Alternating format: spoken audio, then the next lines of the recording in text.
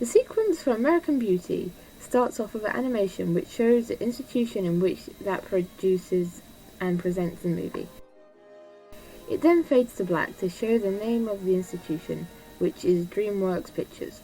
The sequence initiates by showing dialogue between a girl who is in the shot and a character who is unknown and hidden behind the handheld camera. This scene is created to look like a homemade video. This gives us an insight into the story and what is about to unfold. This gives the audience a sense that the daughter is damsel in distress due to her father, poor parenting skills, and need for assistance, which suggests to us that Vladimir Prop's narrative theory is present in this film.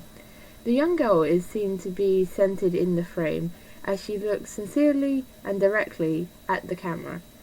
The use of an eye shot at this point helps carry her emotions and makes the audience feel as if she is engaging in eye contact with you.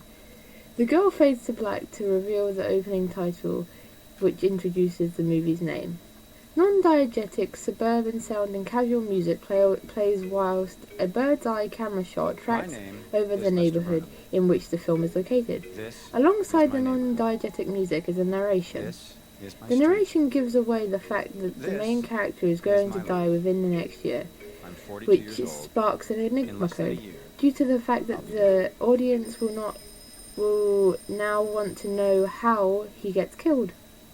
The audience gets a sense from the narration that the character is an arachnophobe who leads a lackluster existence. And in a way, I'm dead already.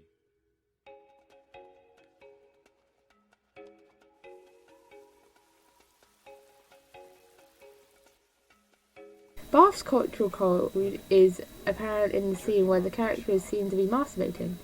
In other cultures, masturbation is seen to be sinful and degrading, but the American culture almost expects it and laughs at it. That's my wife, Carolyn. See the way the handle on those pruning shears matches her gardening clogs? That's not an accident. Hush, Betsy. Hush, what is wrong?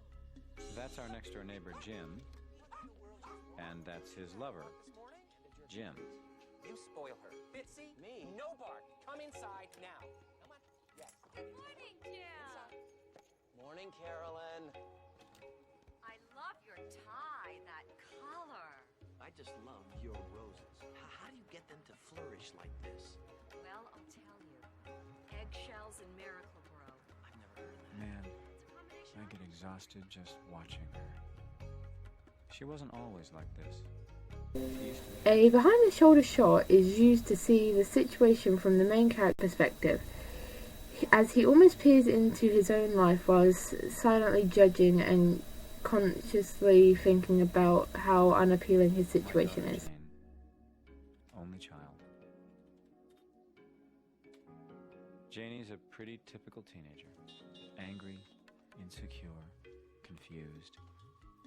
I wish I could tell her that's all going to pass, but I don't want to lie to her. The mise-en-scène of the scene contradicts with the plot of the story. The audience can see the character in front of an almost perfect house while suggesting he needs to get his life in order.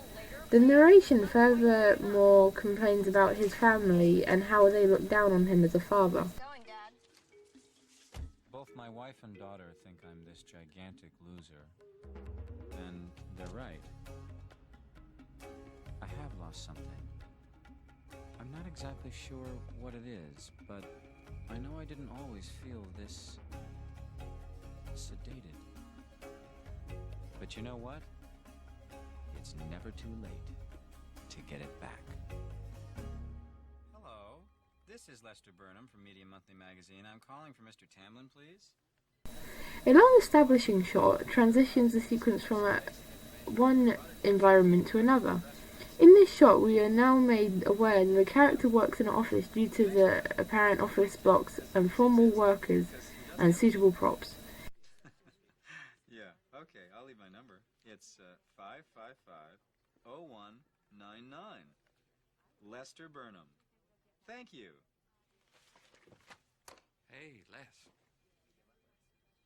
You got a minute? For you, Brad, I got 5. So, yeah, I'm sure. A short reverse shot is used to show a conversation between the octophobe and his boss. When the camera shot changes to his boss, the camera angle changes slightly to a lower angled shot to give the impression that his boss has more authority. The octophobe's body language gives off the vibe that he doesn't take work seriously and is fed up with his job, using sarcasm to cover his distress. A long shot is used to fully show off the environment in which the character is in. It also helps show the octophobe's lack of power and authority in such a business. This camera shot gives off the sense that the character is small and insignificant in the eyes of the company he works in, due to the sheer size of the room. The camera shot changes to a mid-shot as we begin to see the frustration arise within the main character of the plot. We are made aware of his anger due to his body language and tone of voice.